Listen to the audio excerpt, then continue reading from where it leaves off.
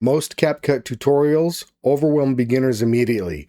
Too many buttons, too many effects, and way too much information all at once. So in this video, I'm going to show you the fastest way to learn CapCut on the PC in under 10 minutes, including only the tools you actually need to start editing videos confidently today.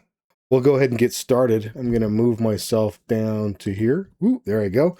So I've learned how to do some other techniques that we can talk about later, but this is primarily about the basic editing tools that you need to do in CapCut for openers. For anybody who's watching this video now, it's most likely you've already got CapCut installed on your machine. But if you don't, just open up a Google search and type in CapCut and just follow the protocols, get that downloaded and installed on your machine. And once you have the program initiated and booted up, it's going to look like this. So there's three basic sections to how to operate CapCut. It's pretty awesome how simplistic it is. At first, it's a bit overwhelming, but once you start getting your head deep into this, it's pretty cool. So the first component I want to talk about is right up here on the upper left. It's where you drop in your videos, your photos, and your audio to put it basically in a basket or a holding place for when you then drop it into your timeline. The timeline is down right over here. And then, of course, your place to view all your stuff is right here, whether it's in the timeline or here in the media section. So let's go ahead and just pull up a clip right now. Me and Eric have been doing a video on Terminator.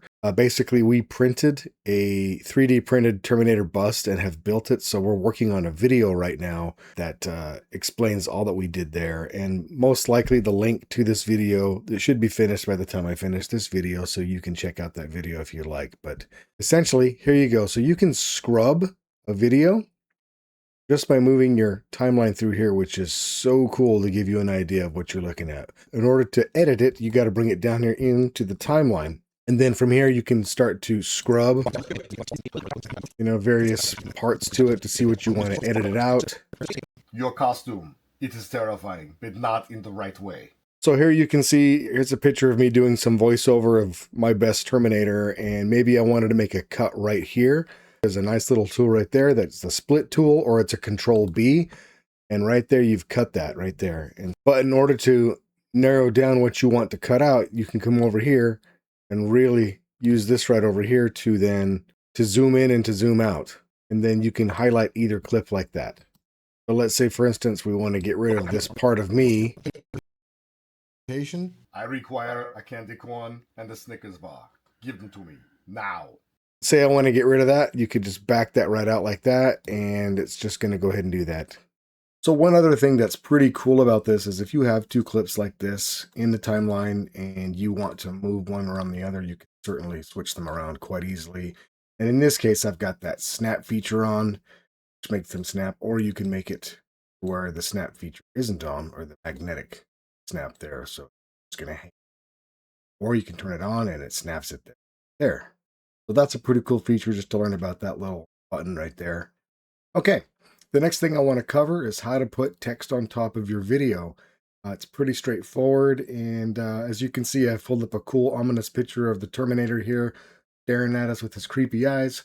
What you want to do is go up over here to the text tool, and it's going to drop in this default text. We're going to just put that right there. Whoops, so I want to keep it right where it's at there. This is a place where you can then go ahead and manipulate this in any way you want. But for openers, what I want to do is I'm going to put some other text in here. And you go ahead and put that in right there. And you're going to type in whatever you want. And I'm going to just say Terminator. And I'm going to be like, okay, there it is. But I don't really like where it's placed. So you can grab it right here in the center of it and then put it up where you want it. But you know what? I really don't care for that particular font. So why don't we go ahead and find something else? And well, you can see there's a ton of choices. And I actually put in the very font that was used from the original movie. But as you can see, the Terminator font is like way too large. So you come over here and you can scroll that back down to where you want it. That is some of the basics of it. So now, and go ahead and adjust that to say if I want it to start right there. And if you back up and then play your video, we're talking about building the eyeballs for the Terminator here. It was very Terminator 2. But Jay wanted the smooth, kind of glass marble look from the original. Okay, what I want to talk about next is how to add audio to your mix and video timeline. So what you want to do is go back up to your import window for your media files, and you're going to open up your dialog box, and I have this directed to some WAV files here, and I'm going to use a piece called Arnie's Song. It's a piece of synthesizer music that I made, which resembles the soundtrack sound of the Terminator 1 movie from 1984, but is not the music, but I tried to make it sound close, but it's not. So now that I have it loaded here, I can go ahead and just drop it right in here. And it's a pretty big file, as you can see. And I'm going to go ahead and scroll back the thing here so we can see it. And there's the whole file. I'm like, wow, that's pretty long. So maybe I could take, scrunch it down to the area where I only want the music to be, like that. And then you can also see right in here that it shows the marker of how loud it is, and you can see that it's clipping there. So what I want to do ahead of time is maybe turn it down a little just so it doesn't blast our ears. And then, whoops, and then also maybe I want to, I can't get in there. There we go. Maybe I want to do a little bit of a fade in or fade out there, and I can't do it with this darn needle in the way, so I'm going to move that. There we go. And then, and now it allows me to do it. So that it fades in and fades out the music, and you can hear how that sounds here. Terminator 2. But Jay wanted the smooth, kind of glass marble look from the original movie. I just felt that the original movie eyes were more believable. They were scarier and had more depth to them. And you can see that's still pretty loud in general. So if you want to turn it down, you can go ahead and turn it down like that right up here in this area. And that makes it, again, just a little bit quieter so you can hear the dialogue of what we're talking about. I just felt that the original movie eyes were more believable. They were scarier and had more depth to them. So there you go. I tried just whatever you're trying to do, you can get that set up and just balance it out so that your overall forward voice is well represented with a background music that isn't overpowering. Okay, I wanted to cover transitions really quickly, and if we go up here to the top left, you can see that there's transitions. You click there, and you have all sorts of options that CapCut provides.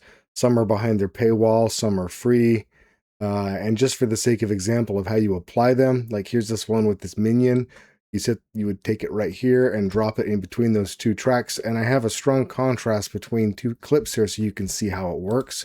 So I'll go ahead and show you that. It was nice, it's flat and robotic. Yes, Arnie. Yeah. So that's just one example of how that one works. Let's see if we were to try to do another one real fast. How about this one right here? We could just drop it in its place. You didn't like it, go to this one. Yes, Arnie. So that's basically how you do transitions right there in between two clips. It's super easy, and they got lots of cool options to choose from. So consider using those. Once you have your video put together, it's time to export. So you go up here to the upper right. It gives you a drop down where you can change the name of the title of it, where you want to place it on your computer, into what directory. And once you have that, you can choose your resolution, and then your bit rate and the codec and the MP4, as well as your frame rate. For being new at this, I would say keep it at the basics and go with that. Nobody's perfect doing this sort of thing, even me. I mean, me making this video, I'm a complete beginner at making these videos, just sharing with you all what I know so far. I don't expect to be a smooth professional at teaching this stuff to the best of my ability at this point. With that said, you hit export, and it'll take its time to go ahead and render that video. Okay, now that the render is done, you want to go ahead and check your work. And as you can see, I did put this in a specific folder, and we'll go ahead and check that now. How about that one? And as you can see, it is, my sample is working just fine. Okay, I want to wrap this video up by just saying one thing. For all of us who are not familiar on how to use these tools well compared to the whiz kids who may be younger than us, so what? It's okay. The one thing that we have is a lot of experience in life that we can share just by developing these tools and whatnot. For instance, my take on the Terminator from 1984. As a 10-year-old kid, this movie scared the crap out of me, and it was so much fun to do this build with Eric and to share this as part of my little tutorial on how to use CapCut. So with that said, Hopefully the link is down below. You can check out the video that Eric and I did on his channel, and thanks for watching.